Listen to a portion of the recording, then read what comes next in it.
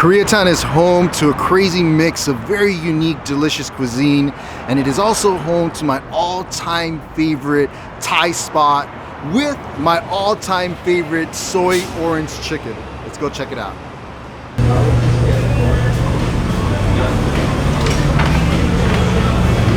Here it is, my all-time favorite Thai spot, My Thai, in Koreatown. And we have one of my all-time favorite guests here, very special person. He is my full-on blood brother, Kilo Angeleno. Don't we look alike? Look at that. Yeah, fun day on a Sunday.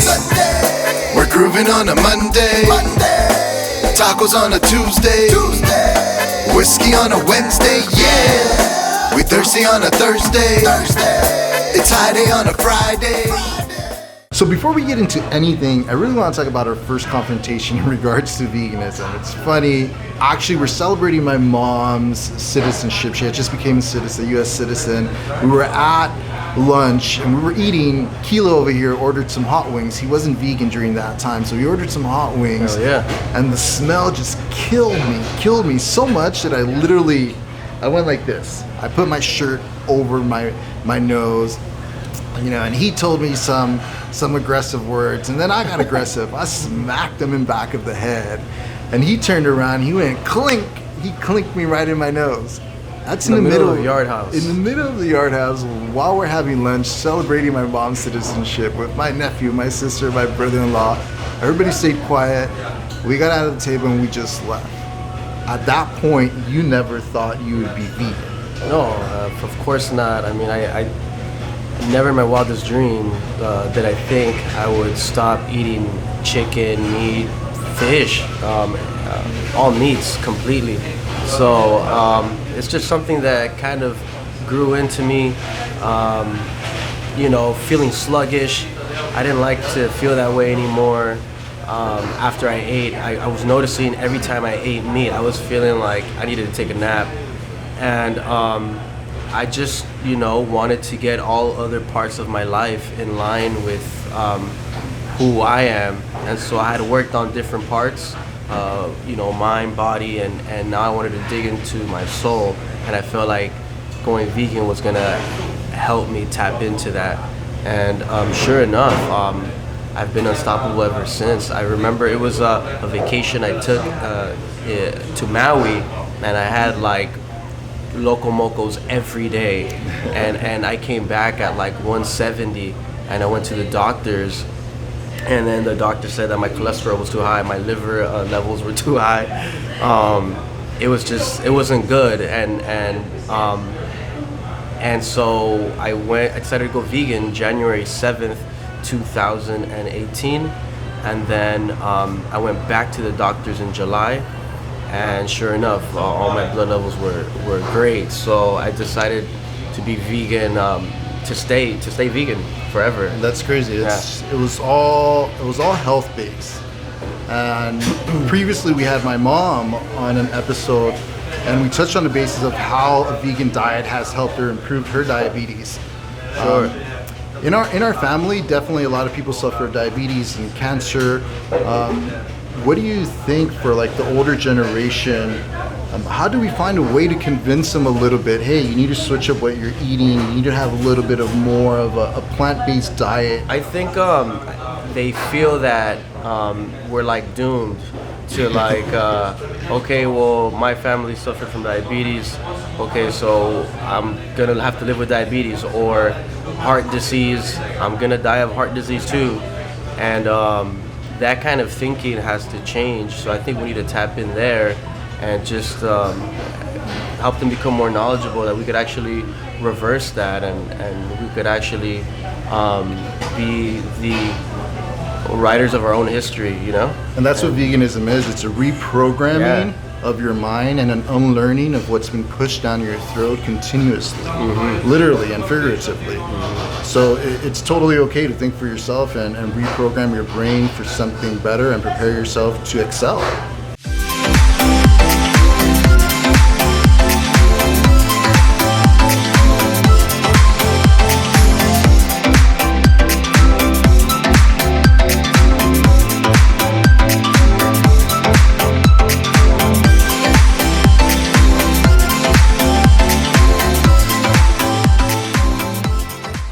stoked to try these skewers, dude. This is you find these on the street of Thailand everywhere. Yeah. Go, huh? That peanut sauce? Love peanut sauce. Fuego. Fuego. That's fire, man. So, man. The texture in this chicken, though, right? Look at the inside, man. The inside, let's crack that up a bit. Look at that inside. It looks like chicken, man. Yeah, It's fire. What else? What's next? Let's dive into this pad grub pao. This pad grub pao, Mind if I it do? is spicy, and we always make sure to get it the right spice level. Like, you could order it less spicy if you want, but I like it spicy. Okay.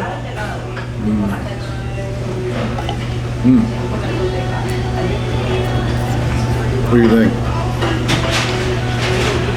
Delicious. Right? Super. These Mongol noodles are one of our newly favorites. We usually don't order it. We do get a pad see ew or a pad thai, which is very traditional of Thai food. But these Mongol noodles are very special to here, and they're ridiculously bomb. Look at that. Let's see. How's that? Delicious? They're gonna go out to eat. Just the right amount of oiliness. Noodles are really well done. It's great. Dig that. So I like. Super dig that. What do you think? You like it? Holy fuck. In the yellow curry, we actually went with tofu. It's our only tofu dish. So I'm gonna dig in and look at that. Look at those colors. You can smell the turmeric, and it smells delicious. In addition, we have like Dive in it. I'm about to dive in it. Dude, So the that's I fire. really like tom yum. Okay. That's fire. Fire. I like it super Yeah, I really like moist. that. That's like some of my favorite. That's fire, right? It's like milky. Yeah, so they're using coconut milk here, which is good. really cool because they're very aware of people that have vegan and vegetarian diets. I could drink that. Yeah, right. The all-time best dish, in my opinion, here, and the best soy orange chicken anywhere is theirs. It's just perfect, man. It's perfect. Yeah, like shrimp stuffed wonton. So yeah, so it's like kind of. So this is the only thing I have tried, and this is definitely one of the best orange chickens in LA. Citrusy. It's the right amount of crunch. It's, even usually they serve it to you in a bed of cabbage, and in a lot of places I won't eat the cabbage, but here, man, I don't let anything go to waste. Anything. I love it. So out of all these plates, we already know the orange chicken is my favorite. What's your favorite? Honestly, right now, I really like these skewers. Dude, yeah, these skewers are money. I feel like I am in Thailand. My second favorite, and always a go-to that I always order, it's the pad grab pao. I love the this is spiciness fire of it. too. Yeah, I know. Really good. But I don't know if let's just do one. Green beans. Just do one and then we can Fire. So we just finished grubbing at my favorite Thai spot here in Koreatown, and we're about to find some more vegan food here in Ktown. Let's go. So I brought my brother Kilo Angeleno to our second spot today. We're at the Beverly Soon Tofu House, where we're gonna try some hot pots and some tofu soup. Let's go. They brought us some rice tea, which is very traditional. They're recycling their bottles, so that's pretty cool. Cheers. Salud. Woo. Our youth, our adulthood, everything has been in Koreatown, and What's really cool is we both have emerged out of Koreatown as artists. Throughout our entire lives, the way we've channeled our creativity has been in music.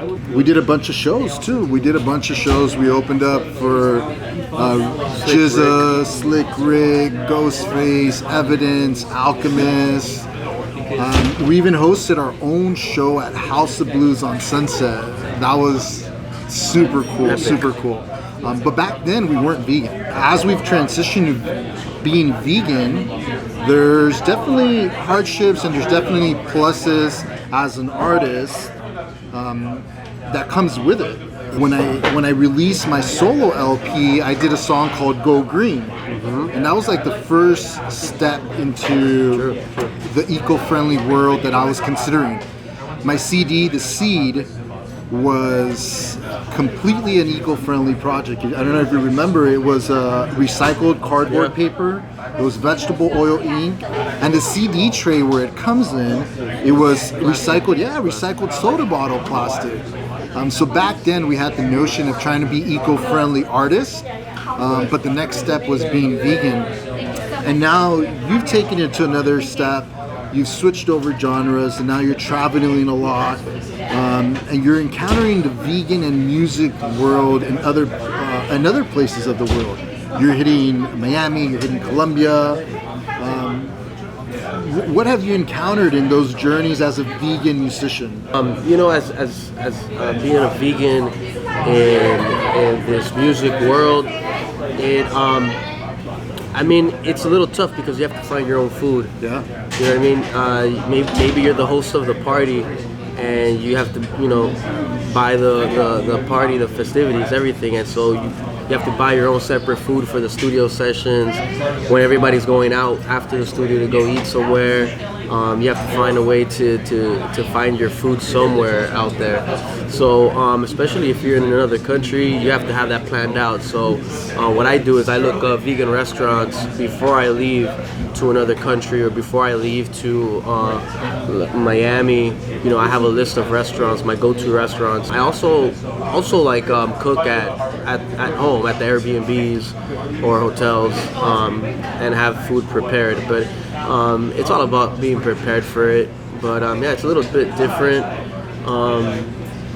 It's been great growing up in Ktown and in this world, and going back home to Ecuador for winter and summer vacations, and seeing how their customs and bringing it back to Ktown and finding our own identity out here, and it's been a great journey. And the cool thing with music is that it opens it up to a world that's not focused on veganism, and you're out with artists eating out late, and you're able to introduce them to a new vegan plate. You're able to introduce them to a new lifestyle. That's happened a lot. Yeah, that's happened a lot where the people that I'm around actually try my food, or if not, I just force them to come to my restaurants, and they're like, "This is like really bomb." And so they have slowly become vegan. My manager has become vegan. A lot of people around me have become vegan just because that's just where I take them. So, and that's the way activism works with food as an artist. It's one meal at a time. Is if you could convince somebody to veganize something they really like and try that out and let them explore our vegan cuisine, they're going to be able to open up their minds and say, hey, maybe next time I'm out in Colombia, you're going to be out in Colombia, maybe I'll have an arepa that's vegan, maybe I'll have a particular dish that's vegan. That's a cool thing with music. It opens up a lot of people's eyes and ears, obviously. So we went with the tofu soup, and the tofu soup came piping hot. It was boiling, and we definitely got it at a very spicy level. So it's super red. It smells so great. Looks like it has mushrooms and onions and some tofu, some zucchini. Oof. Look at that.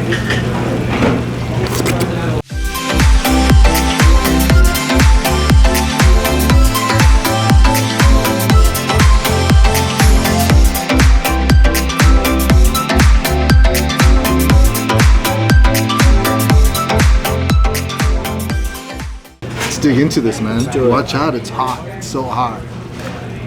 Oof.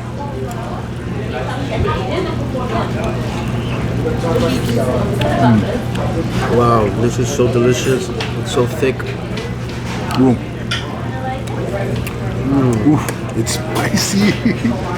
I can imagine eating this like right after a crazy long night of drinks. It's This like a is- nice texture, like Yeah. very thick, very tasteful, very spicy, You can get but a not cool one. overpowering. It's just Yeah, it's not overpowering, definitely. So this the spicy level was 4 out of 5, I believe. you couldn't get spicier. But I feel I could taste everything, you know. These plates come with a bunch of side dishes, which is very traditional Korean. cuisine. Yeah. Anywhere you go here in Koreatown, that's a Korean restaurant. You always get a bunch of side dishes. The one dish that I'm really excited for here on the side dish because it's we are at a Thank tofu you. Enjoy. we are at a tofu house. We just got a little bit of extra rice, but we are at a tofu house, so it's kind of hard to pick up this tofu here. Oh yeah, it's falling apart. Yeah, this Why don't we tofu is just do supposed to this? be extra soft, silky tofu. And it looked like cheese. I was really surprised. And try it out. Wow. It just melts in your mouth. It disappeared. Yeah, it's gone. Wow, that's so good. Whoa. And it comes in it's like some sort of sesame seed or sesame seed oil, This soy is sauce. interesting. Bomb. Interesting. Bomb. Another of the side dishes is this little potato dish seasoned with, I believe it's soy sauce or sesame seed oil as well, but it's just potatoes. Oh, that Ooh, fire? it kind of has like a yam texture. Yeah. Not quite sure what this is, but I do know it's vegan. What's that? Ooh. I don't know, that kind of reminds me of jicama, but I don't know what it is. It definitely has some like vinegarish taste to it. That's pretty good. I believe these are bean good. sprouts. Nice and sweet.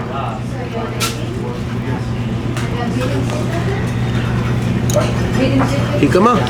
That has like a toasted sesame taste to it. This is good. Yeah, it's bomb too, huh? Another side dish is some cucumbers. Whoa. Whoa. Cucumbers? I love cucumbers. Those are fire. Those are fire. What do you think? Delicious. Oh. Spicy, sweet. Yeah, right? It's spicy and sweet. So we've had all the side dishes. I love those combinations of spicy and sweet. Yeah. Bomb. I love all it. the side dishes bomb. None of them failed. You have to make sure to ask for no egg, no kimchi. The kimchi has some fish sauce in it, so make sure to say no to that, and you'll be all good. Let's dig into this bibimbap. Bibimbap. Ooh.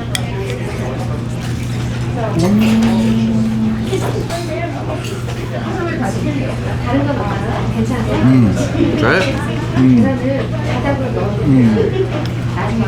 Yeah?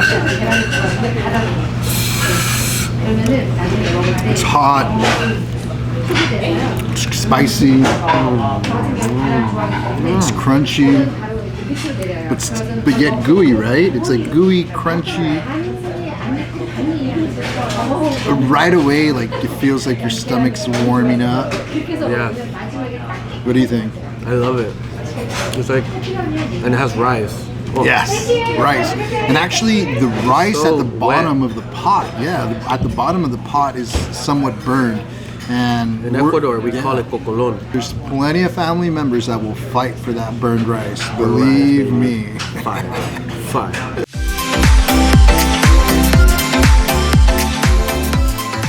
So we're lucky enough to have Monica here, the owner, the founder of Beverly Soon Tofu, here on Olympic Boulevard Tell us a little bit of how you started this.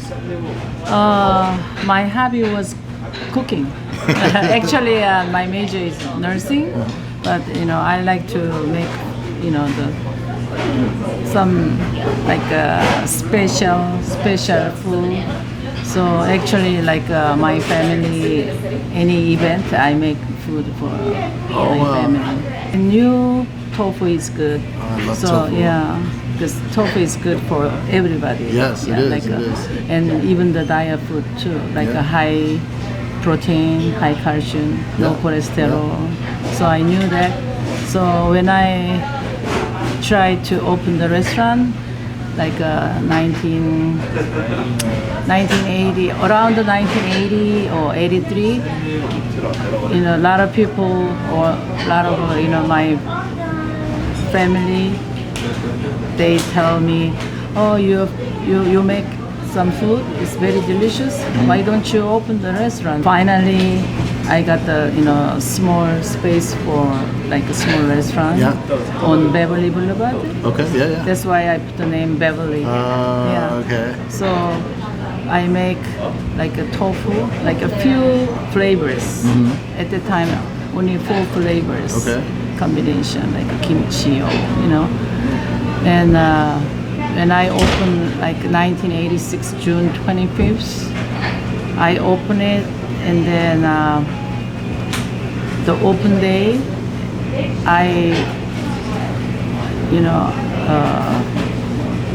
I didn't ask to pay to the when they come to my restaurant. Oh, so no one paid. No one paid. Wow, everybody ate for free. Free. And Wow. then I asked, how was it? Yeah. Because I didn't have any experience for restaurant. Yeah, you needed the feedback from the customer. Right. So at that time, too many people. Special tofu, not the market tofu. Yeah, no, not this the same as this tofu melts in your mouth. Yeah, It's so very good. soft. So sun tofu mean is soft, pure tofu. Oh. Yeah, I think I was lucky. Because at that time, like Koreatown, no tofu house. No, you were the very first one. Yeah, the first very one. first tofu house. And then only one menu, One menu. like in and out, Yeah. So it's Yeah. very special, and you've survived a lot in Koreatown. Right. We grew up in Koreatown. My family's been here since '66, and one of the hardest times in Koreatown was during the riots. And that's something beautiful that we saw as non-Koreans, how the Korean community came together and fought for this neighborhood. Because you were here for the riots. Yeah. How was that here? It was so hard to keep, like a business because we afraid of the open. Yeah. Because at the time atmosphere is not good. Yeah. And then everywhere, we have to careful. And then the newspaper and like a mismade radio or television, Yeah. they said, oh, just don't go out. Don't go out. So I thought it's not. I have to close or I have to keep. I think so. I was careful for open, Yeah. and even I better close for the business or Yeah. I think a lot, but I just keep it. You kept it. Yeah, Yeah, yeah. you kept it going. Uh-huh. Yeah. The best tofu house here in Koreatown is yours. Is yours. Thank you. Just finished grubbing at Beverly Soon Tofu House, the very first tofu house in Koreatown. It's been a great day. We've been grubbing so much with Kilo Angeleno. Stuffed. No. Thank you for joining us today. Ktown natives representing for Ktown. In Make sure Ecuador. in Ecuador. Make sure you check him out on Instagram, Kilo Angeleno. I go by Sacalini. Follow us and keep on supporting. Bring the munchies.